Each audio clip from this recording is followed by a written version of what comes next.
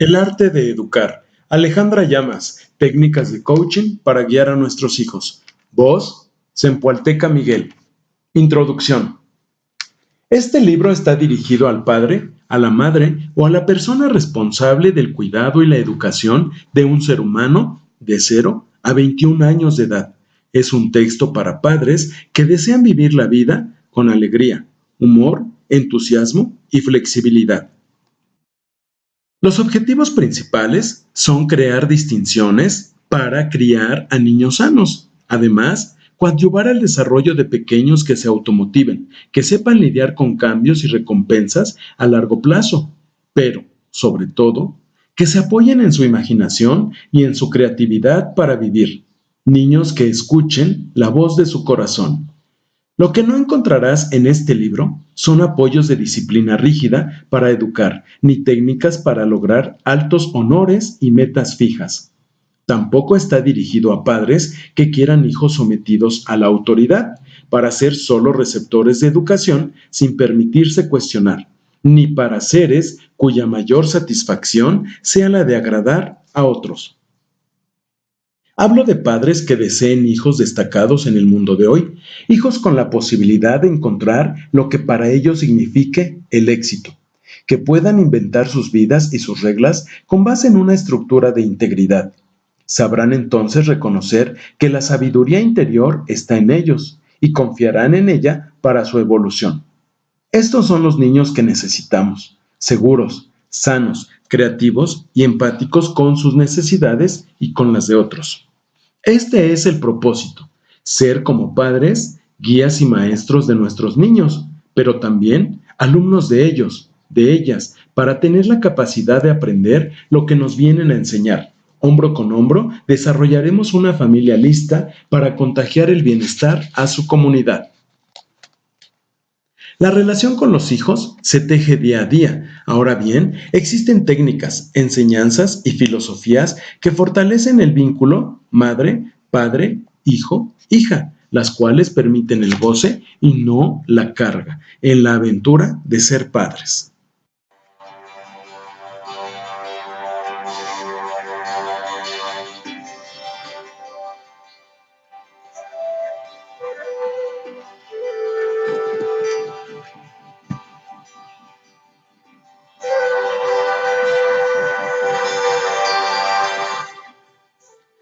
Es importante entender lo siguiente: un niño, una niña, un joven o una joven no son personas definidas por una edad. En realidad, son alma. Son seres completos, perfectos, sabios que vienen al mundo con el fin de llevar a cabo su llamado, de encontrar su camino, el cual no tiene que estar relacionado necesariamente con el de sus papás.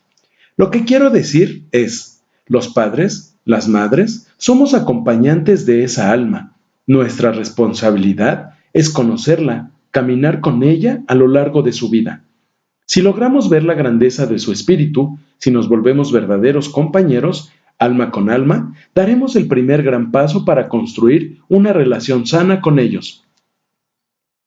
Muchos de nosotros tendemos a crear interpretaciones sobre quiénes son nuestros hijos. Cuando los vemos les proyectamos todo aquello que creemos de ellos y nos relacionamos con ellos desde nuestras expectativas, a partir de lo que juzgamos y de lo que ya determinamos. Sin embargo, el niño trata de mostrarse tal cual es, desea ser conocido, no definido. Este es un punto nodal, una distinción significativa en la relación con alguien que está descubriendo y revelando quién es frente a la vida. Si existen dinámicas que no están funcionando, debemos tomar el rol del adulto y aparecer maduros y responsables frente a esa relación. Esto significa que, si hay una dinámica de gritos, de insultos o de cualquier otro tipo de faltas de respeto, nosotros debemos ser los primeros en dar un paso hacia atrás y no ser parte de esa situación para lograr romperla. Si en la relación lo que los tiene enganchados es el ego, esto provocará una escala de poder y así la dinámica no tendrá fin. Muévete al amor, busca cómo mostrar tu fuerza como padre, como madre, desde esta energía, no desde la imposición. Enseña a tus hijos maneras nuevas de ser. Cuando dudes sobre alguna cuestión relacionada con tu hijo, con tu hija, regálale la confianza. Confía en lo que te dice y en que tomará buenas decisiones, independientemente de que lo monitorees y lo acompañes en su vida. Regálale la posibilidad de que sea 100% responsable. Si se equivoca, permítele vivir con las consecuencias y aprender de ellas. Uno de los grandes errores que observo a menudo es que desconfiamos de ellos, de ellas. Los miramos como chiquitos, como seres no confiables, como personas frente a las cuales somos más importantes. Esta situación se vuelve más una cuestión de ego que de realidad. A mi hijo, a mi hija, les regalo de antemano la confianza. Eso es lo que los hace fuertes, grandes frente a mis ojos. Así, ellos tienen la necesidad de mantener la grandeza, la cual yo les he regalado, porque ante todo les otorgué la confianza. En las relaciones con la gente se crean ciertas dinámicas porque la comunicación no es solo verbal, sino también corporal. Los ojos, el cuerpo y las posturas hablan acerca de cómo nos presentamos en una relación. A veces, en la familia, cuando comienza una dinámica de reto o de poder, esta va en aumento. El niño quiere probar su poder, mientras los padres desean probar el suyo, hasta que llegan a un punto donde la relación es intolerable. A esto me refiero cuando digo que debes dar un paso atrás. Si ves que tu hijo o tu hija actúa de manera agresiva, azota la puerta, contesta feo o miente, inmediatamente, como adulto, observa cuál es tu lenguaje, porque a lo mejor crees no estar diciendo nada que provoque semejantes actitudes, pero tal vez tu lenguaje corporal te delata. En repetidas ocasiones hablamos con un adolescente ya con una agenda en la mente. Le voy a decir esto, tiene que entender tal cosa, aquí hay límites, aquí hay reglas, pero a través de una comunicación que manifiesta una actitud defensiva o con agresión. Otras veces actuamos de manera suave y somos permisivos, sin hablar de frente con ellos. Por lo tanto, él se cierra, creándose entonces una conversación de ego contra ego, de poder frente a poder. Semejante escena no lleva a nada positivo. Es importante bajar la guardia y madurar nuestras posturas. Esto no quiere decir mermar la autoridad, sino actuar desde la humildad y la fuerza. Esto es mucho más poderoso que pelear desde el ego. ¿En qué lugar quedamos cuando regañamos? Ábrete a la posibilidad de honrar al otro, de reconocerlo, de escucharlo. ¿Cuántas veces nos hemos sentado con ese joven realmente a oírlo, a ser curiosos por lo que está viviendo sin imponernos? Este puede ser el gran regalo del momento, mientras reflexionamos sobre nuestro lenguaje corporal y visual frente a él y sobre cómo nos ve él a nosotros. Una de las claves en el coaching se centra en que tus preguntas inicien con ¿cómo? ¿Y qué? Esta es una técnica para que la comunicación sea efectiva y arroje posibilidades. Si te sientas con un joven o con un niño a hablar, puedes preguntarle, ¿qué te gustaría lograr con eso? ¿Cómo te puedo apoyar en lo que quieres lograr? ¿Cómo te gustaría que yo participara en lo que estás haciendo? De esta manera, el diálogo se convierte en una conversación que otorga responsabilidad a ambos, cuyo fin es actuar para crear juntos. Si, por ejemplo, etiquetamos a nuestro hijo al decir, este niño es un mentiroso, de alguna manera nos relacionaremos con él desde esa interpretación, lo cual implica darnos cuenta de cómo actuamos cuando la mente construye una interpretación sobre alguien para después evidenciarla a como dé lugar, con base en lo juzgado. Al relacionarnos así, dejaremos de ver sus cualidades, en vez de enfocar nuestra energía en obligarlo a dejar de mentir. Debemos poner atención en cosas más profundas. Tal vez en ese momento el niño está pasando por alguna situación difícil, lo que no quiere decir que, si en un momento dado mintió, eso lo haga ser quien es como persona. Enfoquémonos entonces en la grandeza de ese ser humano que está frente a nosotros, para que como padres, como madres, podamos ver lo mejor de nuestros hijos e hijas.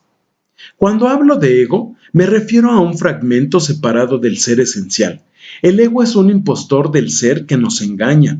Su fin es hacernos creer que somos él. Sin embargo, es la representación de nuestro propio desamor. Es el poder de nuestra mente utilizada en contra de nosotros. Pretende ser el campeón cuando en realidad destruye y minimiza nuestras esperanzas y sueños. El ego es un fragmento que se apodera de nuestra realidad espiritual. Recrea un reino paralelo en el cual se le percibe como diferente, especial, defendiéndose, justificándose y manteniendo al resto del mundo a distancia.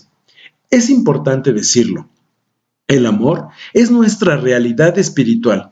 En amor somos lo opuesto. Somos el antídoto del ego.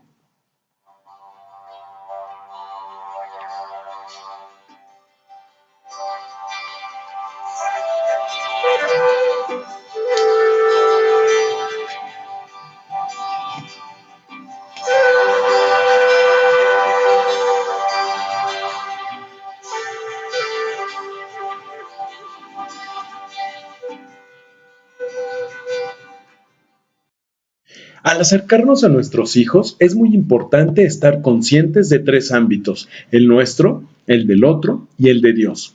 Tu ámbito representa todo lo que tiene que ver contigo. Ahí mandas tú, ahí tienes poder y ahí pones tus reglas. En este lugar, tus creencias y tus pensamientos son legítimos y válidos para ti. El reto en la vida es quedarte dentro de tu ámbito, vivir la vida desde ti y no vivir en el ámbito del otro, en el de tu hijo o hija, para juzgarlo sin respetar sus inquietudes, sus preferencias, sus comportamientos, sus acciones y verdades. Suena sencillo, pero constantemente brincamos al ámbito que no nos pertenece. Reconocemos que estamos en ámbitos de otros cuando sufrimos y perdemos el poder. Esto es un reto. Cuando los hijos son pequeños, guiamos su ámbito, es decir, tenemos poder de decisión en su vida pensando en su bienestar. Pero conforme crecen, sobre todo en la adolescencia, dichos ámbitos se van desvinculando. Por lo tanto, hay que regresar y quedarnos en el nuestro con el objetivo de que el otro se haga completamente responsable del suyo. A los 18 años ya son responsables de su ámbito, aunque nosotros podemos opinar sobre lo que pensamos al respecto. En esta etapa ya son adultos, pueden y deben hacerse cargo de su poder y bienestar. A medida que los hijos se desarrollan, los padres necesitamos soltarlos. Siempre queremos lo mejor para ellos, y esto se enseña con el ejemplo. Si yo no quiero que mientan, si quiero que sean personas honradas, mi deber entonces es revisar mi vida, que sea congruente mi palabra con mi ejemplo, pues eso es lo que quiero transmitirles. Ahí es donde verdaderamente encontrarán felicidad y fluidez en la vida. Así, desde mi actuar, les muestro cómo me da buen resultado ser honesta. Esto es traer la enseñanza desde nosotros y desde nuestro actuar. Las oraciones que indican que estamos en ámbitos ajenos y que operamos desde la frustración comienzan con: él debería, ella no debería, esto no debería haber pasado. La característica de vivir en el ámbito del otro supone que nuestras creencias y nuestros pensamientos deben imponerse a los demás. El punto de partida es que hablamos sobre los demás como dictadores, mas no como inspiración o como ejemplo. Por muy razonables que sean nuestras ideas, son nuestras, y entrar a la vida del otro para corregirlo lo coloca a la defensiva. En este caso cambiamos la corrección por la curiosidad con preguntas como: ¿Cuál es el fin de lo que estás haciendo? ¿Cómo se alinea a tus propósitos? ¿Cómo te harás responsable de las consecuencias? El tercer ámbito es el de Dios o el de la realidad. Ahí sucede todo lo que está fuera de nuestras manos, todo lo que tiene que ver con la realidad, como un temblor, una enfermedad, la muerte o la manera de ser de alguien. Pelearnos con la realidad o con Dios es algo que hacemos constantemente. No admitimos los hechos como son. Podemos pasar la vida sufriendo por no aceptar un fallecimiento, un padecimiento o el comportamiento de alguien querido. Byron Katie dice, pelea con la realidad y perderás solo el 100% de las veces. ¿Vives en tu ámbito? ¿Te haces responsable de tu poder en tu propia vida? ¿O vives queriendo cambiar a los demás, corrigiendo o peleando ante lo que es la realidad? Una amiga tiene una hija de 16 años y se acercó a mí para decirme, mi hija y yo la llevamos muy mal. La clave aquí es no tomar las cosas de manera personal, sino entender que los adolescentes pasan por un proceso de desidentificación de sus padres, durante el cual buscan descubrir quiénes son, su llamado, su misión en la vida. En muchas ocasiones, para lograrlo, tienen que desvincularse del ámbito parental. Claro que el papá o la mamá, quienes han tenido influencia durante tantos años, ya están acostumbrados a que sea su ámbito el que guíe al de su hijo. Pero a pesar de ello, deben dejarlo ir. La separación a veces es incómoda o dolorosa. Sin embargo, cuando el amor está ahí, cuando la relación es constructiva, cuando la relación está basada en el respeto, es una transformación natural. Es decir, no es que realmente el muchacho no quiera a sus padres, sino que está en un proceso de encontrarse, de conocerse, de verse a sí mismo frente al mundo, independiente de ellos. Confíen en la madera de su hijo, en que sabrá identificar lo que es mejor para él. El adolescente es sabio en sí mismo y tomará sus decisiones de forma más consciente si uno confía en su grandeza. La clave es escuchar al joven. Muchos de nuestros errores radican en el deseo de imposición, dar un paso atrás, escucharlo y usar las técnicas y enseñanzas descritas en este libro abrirán posibilidades en nuestra relación. No quiere decir que bajemos la guardia o que nos debilitemos frente al muchacho, sino que realmente lo honremos. En una buena relación de padres e hijos, siempre ayuda ser curiosos frente a quiénes son y tomar en cuenta lo que los jóvenes no son lo que hemos pensado de ellos. Más bien, estos jóvenes quieren que los conozcamos, que los escuchemos, que los acompañemos, que les demos mérito. Desean ser grandes frente a nuestros ojos. Es importante salir de las características que les hemos asignado. Mi hija es así, para más bien acercarnos con curiosidad para observarla y preguntarle, ¿cómo estás? ¿Qué te gusta en tu vida? ¿Cómo te gustaría que te apoyara para abrir nuevas posibilidades? Quiero ser un compañero, una compañera para ti. Así nos vamos a acompañar, no nada más ahora, sino siempre. Hay que proyectar esa visión de la relación a largo plazo. Es importante mencionar que una historia representa una serie de pensamientos o secuencias de pensamientos que hemos tomado y vivido como realidad.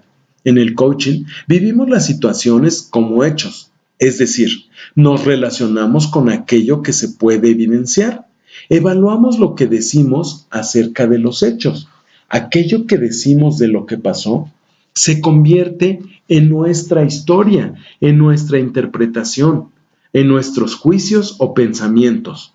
Esto habla de cómo nosotros entendemos la vida, no de cómo es la realidad o las personas. Los hechos son, por ejemplo, un divorcio, un choque, llegar a casa a las 4 a.m., fumar, azotar la puerta, etc. Lo que decimos de los hechos es lo que en gran medida provoca cómo experimentamos la vida y lo que hace posible que abramos y cerremos posibilidades. Estas historias acerca de los hechos pueden ser del pasado, del presente o del futuro. Nos pueden hablar de cómo deberían ser las cosas, de cómo deberían haber sido o de por qué son así. Las historias aparecen en la mente todo el tiempo, cuando alguien tiene un comportamiento que no nos parece, cuando no nos regresan una llamada, cuando alguien actúa de cual o tal manera, cuando nuestro hijo no cambia su manera de ser o cuando un ser querido se enferma o muere.